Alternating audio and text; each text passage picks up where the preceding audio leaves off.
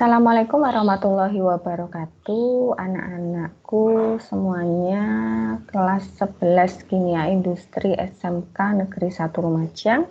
Pada kesempatan kali ini kita berjumpa kembali dalam mata pelajaran Asas Teknik Kimia pada bab yang kedua, yaitu tentang alat ukur. Nah, anak-anakku, sebelum kita mempelajari apa saja itu alat-alat ukur, maka terlebih dahulu kita harus mempelajari tentang angka penting. Mana angka penting ini merupakan angka hasil dari pengukuran. Kita lihat bagaimana pembahasan mengenai angka penting.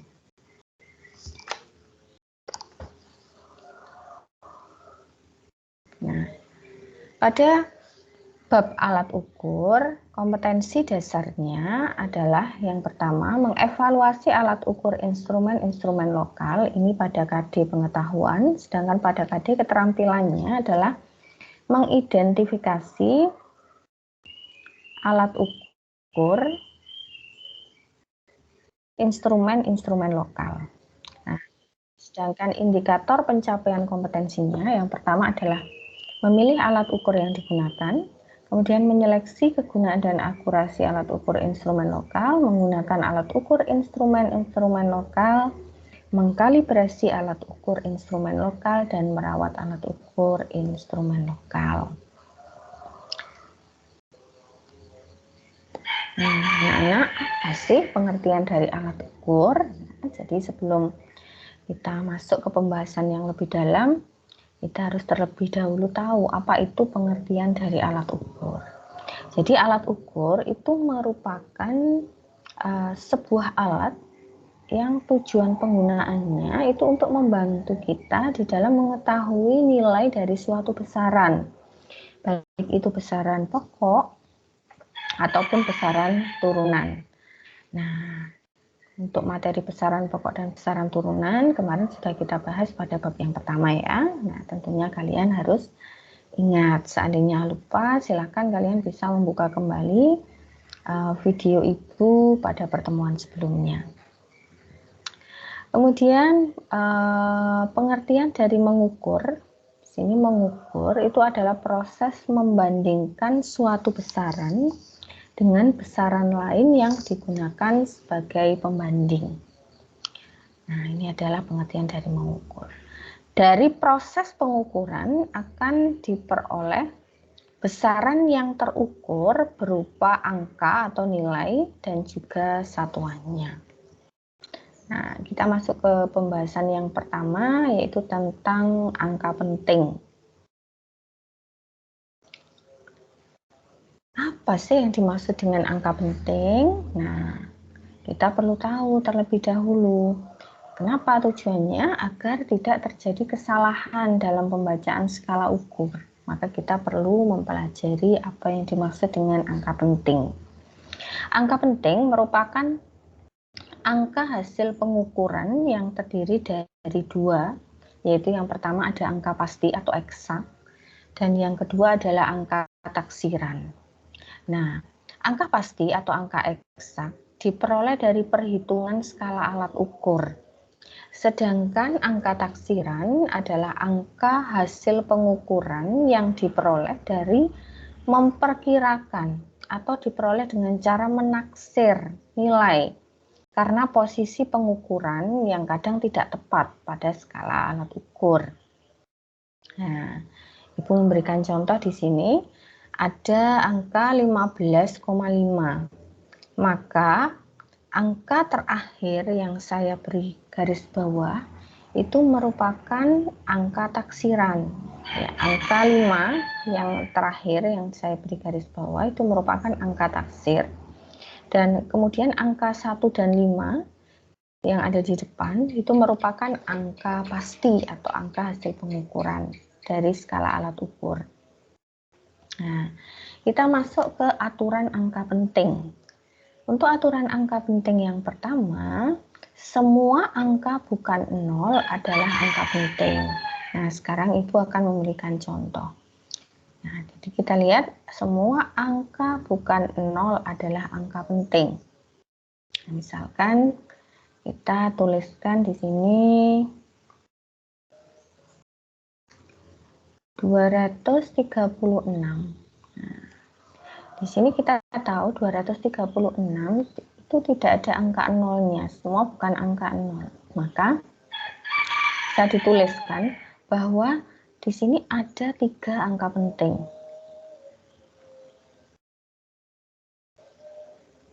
Kemudian misalkan lagi ada 76, maka di sini ada 2 angka penting.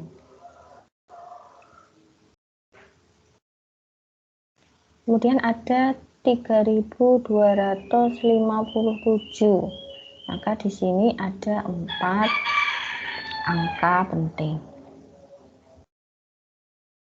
Nah, bisa dipahami ya anak-anak ya, untuk aturan angka penting yang pertama ini sangat mudah sekali. Kita lanjutkan lagi ke aturan yang kedua, yaitu angka 0 yang berada di belakang angka bukan 0 adalah bukan angka penting, kecuali jika diberi tanda khusus, misalkan garis bawah. Sekarang kita lihat di sini, angka 0 di belakang angka bukan 0. Nah, angka 0 di belakang angka bukan 0. Maka kita lihat, misalkan Bu Wanti punya 600, bentar ya. Misalkan Bu Wanti punya 620. Nah, angka 0 di sini itu angka 0 di sini berada di belakang angka bukan 0, yaitu angka 2. Nah, maka angka 0 ini bukan angka penting.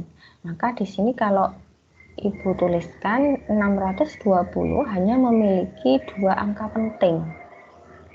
Nah, ada 2 angka penting, yaitu 6 dan 2. Nah, Bu, kalau misalkan saya punya uang 75.000, kalau menentukan angka pentingnya berarti gimana, Bu? Nah, angka 0 yang ada di belakang angka bukan 0, di sini bukan angka penting. Maka angka pentingnya hanya ada 2. Nah, kita lihat di sini 2 angka penting. Apa saja angka pentingnya? Yaitu angka 7 dan angka 5. Bisa dipahami ya anak-anak ya? Nah, kita lanjutkan pada aturan yang ketiga, aturan angka penting yang ketiga, yaitu angka 0 yang terletak di antara 2 angka bukan 0 itu adalah angka penting. Nah, bagaimana? Misalkan kalian mempunyai angka 603. Nah, kita lihat angka 0 di sini, nah, yang Ibu garis bawahi, angka 0 di sini itu terletak di antara angka bukan 0, yaitu angka 6 dan angka 3. Maka angka 0 ini karena dia terletak di antara 2 angka bukan 0, maka dia termasuk angka penting. Maka kalau ditanya 603 ini ada berapa angka penting? Jadi ada 3 angka penting, yaitu angka 6, 0, dan 3. Oke ya. Contoh yang kedua ada 775.405 misalkan. Nah, di sini ada berapa angka penting? Nah, angka 0 di sini adalah angka penting. Jadi kalau kita lihat ada berapa angka penting? 1, 2, 3, 4, 5. Berarti ada 5 angka penting, yaitu 7, 5, 4, 0, 0 ya, dan 5.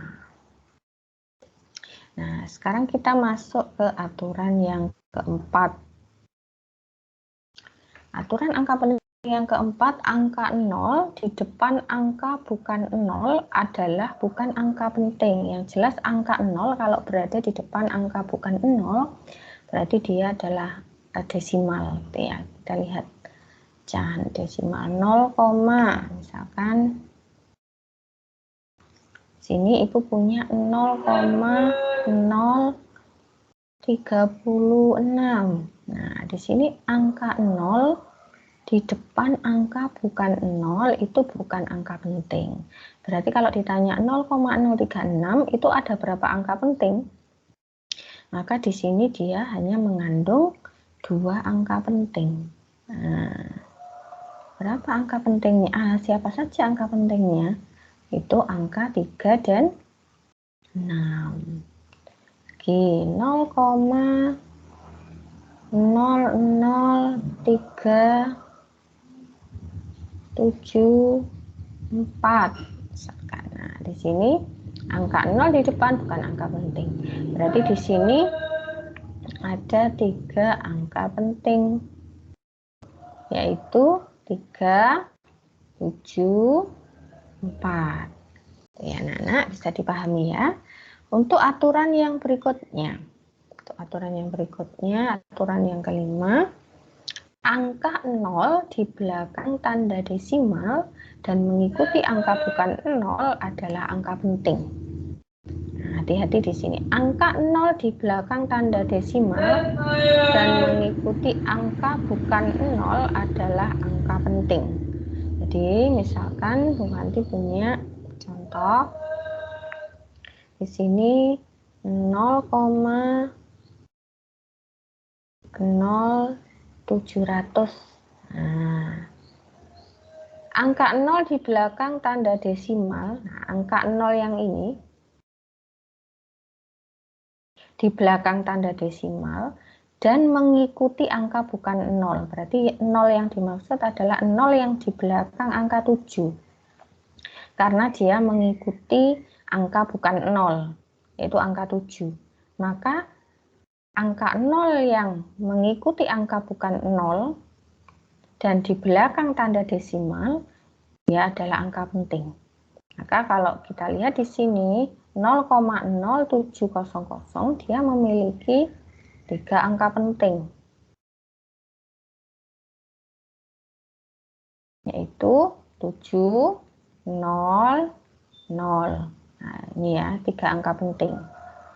Di sini ini angka pentingnya. Lagi 0,250. Nah, 0 di sini, 0 di belakang angka bukan 0 dan di belakang tanda desimal, dia adalah angka penting. Berarti di sini ada 4 angka penting. Nolnya masuk, 0 yang belakang. Nah, 4 angka pentingnya siapa saja? 2, 5, 0, 0. Bisa dipahami ya anak-anak ya. Nah, kita lihat lagi pembahasan yang berikutnya. Nah, sekarang tentang pembulatan angka penting. Bagaimana cara membulatkan angka penting? Nah, angka yang lebih dari 5 dibulatkan ke atas, sedangkan angka yang kurang dari 5 itu harus dibulatkan ke bawah. Nah, contohnya bagaimana? Kita lihat. Di sini misalkan Bu Fanti punya angka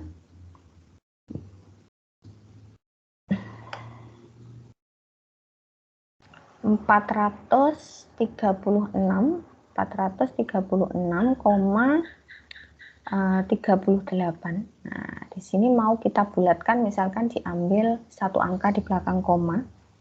Nah, maka kita lihat, oh angka 8 ini lebih dari 5. Maka kita akan membulatkannya ke atas. Nah, ini dibulatkan menjadi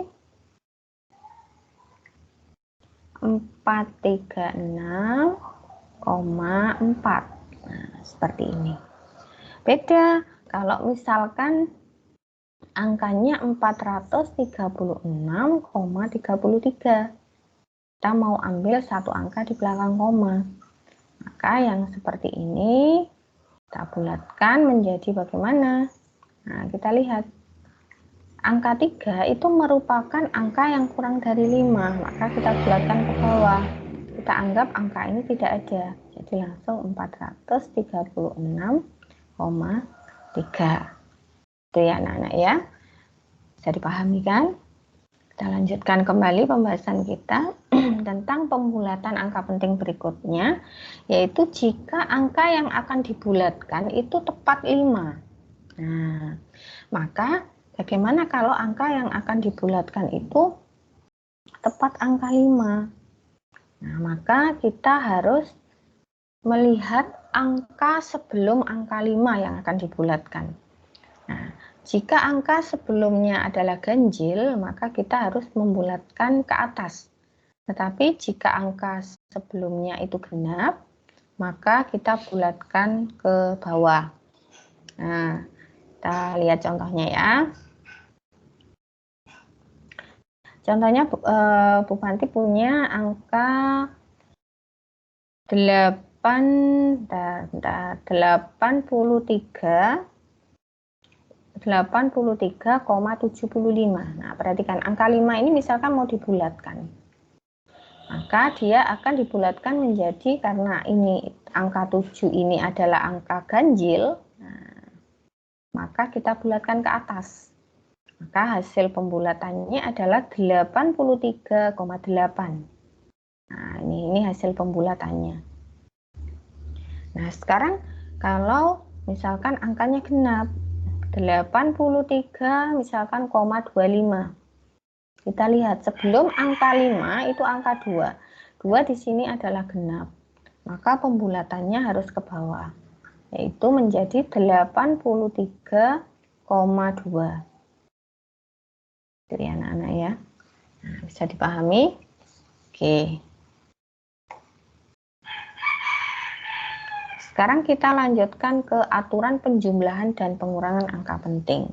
Pada pertemuan minggu lalu, kalian sudah Ibu suruh untuk berliterasi tentang angka penting. Jadi kalian belajar secara mandiri dan mengerjakan beberapa soal sesuai dengan pemahaman kalian. Nah, sekarang Ibu akan menjelaskan tentang aturan penjumlahan dan pengurangan dari angka penting.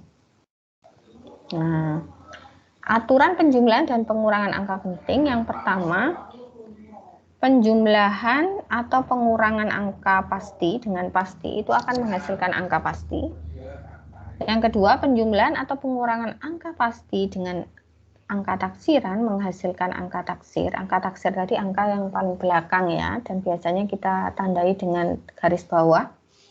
Dan yang ketiga, hasil penjumlahan angka penting hanya memuat satu angka taksiran. Jadi hanya boleh ada satu angka taksir.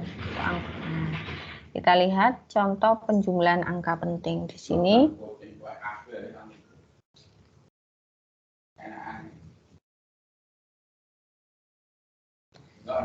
Di sini ada 42,56. Kita lihat, Bu, angka 42,56 berarti angka terakhir kita beri garis bawah. Nilai angka yang kita beri garis bawah ini adalah angka taksir. Kemudian ditambah dengan 36,1. Berarti angka taksirnya adalah 1. Nah, hasil penjumlahan itu hanya boleh mengandung satu angka taksir. Nah, sekarang kalau kita jumlahkan normal, berarti 6 turun. Nah, ini angka taksir. 5 ditambah 1 ini 6, ini juga angka taksir. Kemudian 2 ditambah 6 di sini 8. Itu ya. Lalu 4 tambah 3 di sini 78. Nah, karena hanya boleh mengandung satu angka taksir saja, maka angka yang belakang bisa kita hilangkan. Nah, di sini kita lihat ya. 78,6. Maka kita harus mengambil hanya satu angka taksir, yaitu angka taksir yang paling depan, yaitu di sini. Nah, ini harus kita hilangkan, tapi kita lihat angka 6 di sini kan lebih dari 5, maka harus kita bulatkan menjadi 78,7. Nah, hasilnya seperti ini dengan satu angka taksir di depan. ya. Nah, sekarang kalau pengurangan bagaimana? Sama saja. Kalau pengurangan di sini ada 431,20. Di sini angka taksirnya 0. Kemudian angka 25 ini angka taksirnya yang 5, yang terakhir. Dan kita kurangkan. Di sini kalau kita turunkan 0, kemudian di sini 2, 11 kurangi 5, 6.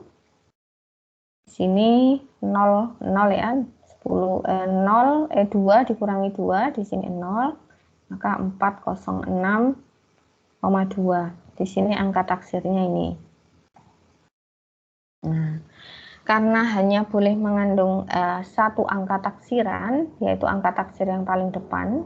Nah, ini kan ada 2 Mas Yan. Kita harus ambil yang paling depan, maka hasilnya adalah 406. Nah, seperti ini. Bisa dipahami ya anak-anak ya.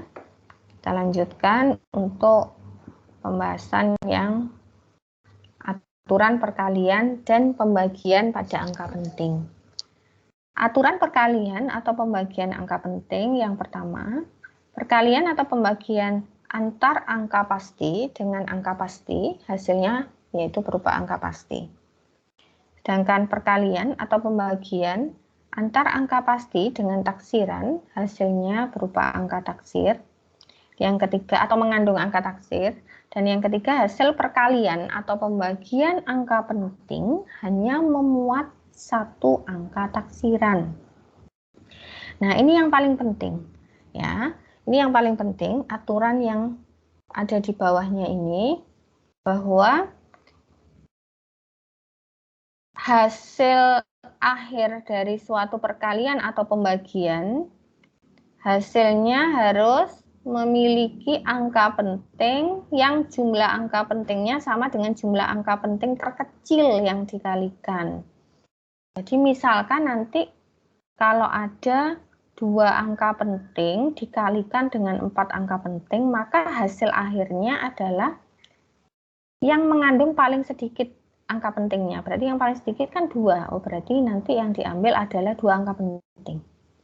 Misalkan ada 5 angka penting dikalikan dengan 3 angka penting, maka nanti yang kita ambil adalah yang paling sedikit, yaitu hasilnya harus mengandung 3 angka penting.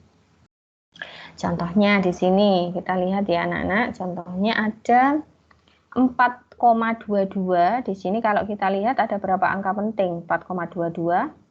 Nah, ada 3 angka penting. Kemudian dikalikan dengan 2,1. 2,1 ini adalah 2 angka penting. Maka hasilnya nanti harus 2 angka penting. Kita lihat, kita kalikan biasa. Kita kalikan biasa, maka nanti hasil akhirnya kalau kita lihat di sini 422 dengan 448.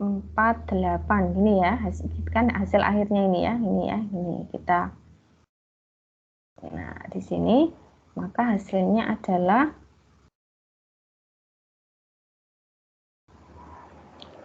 tambahkan 2688. 1 2 3 berarti begini. 8, nah.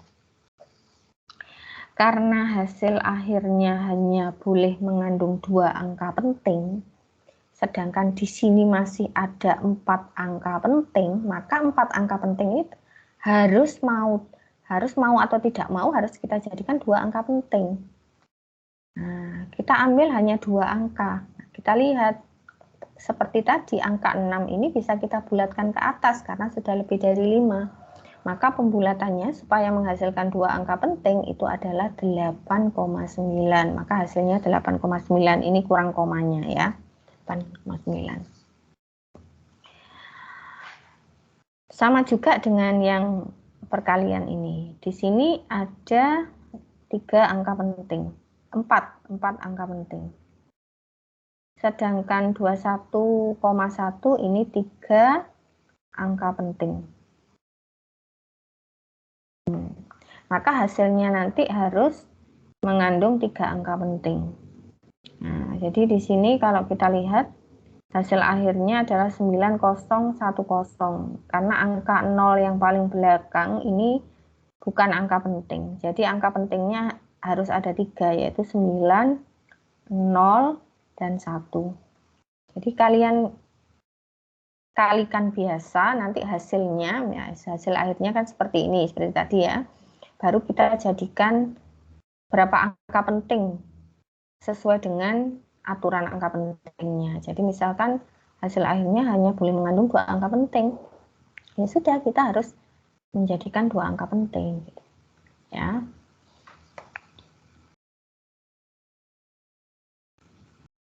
Nah, sekarang kita membahas tentang ketelitian alat ukur.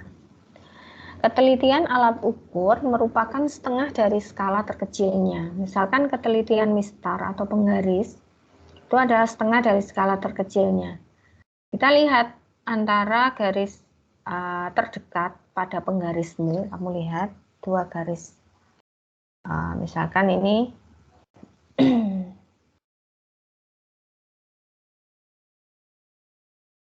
ini ada angka 1, pasti ada angka-angka kecil, 2, 3, 4, ini ya, 1, 2, 3, 4, kemudian agak panjang, 6, 7, 8, 9, nah, jarak antara 2 garis terdekat, jarak antara 2 garis terdekat ini adalah 1 mm. Ini yang dinamakan sebagai skala terkecil.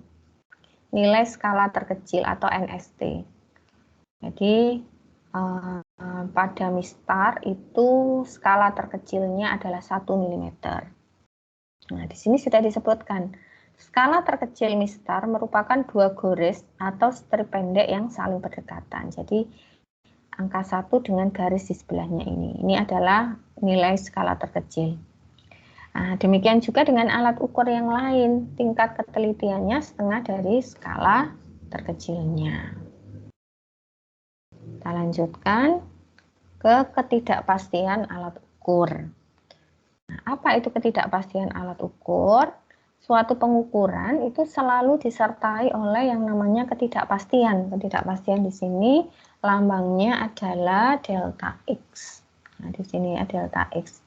Di mana ketidakpastian itu adalah setengah dari nilai skala terkecil alat ukur. Nah, sehingga hasil pengukuran itu dituliskan sebagai X. X besar itu hasil pengukuran sama dengan X plus minus delta X. Di mana delta X ini adalah ketidakpastiannya. Nah, contoh pada pengukuran dengan mistar itu diperoleh 5,5 cm.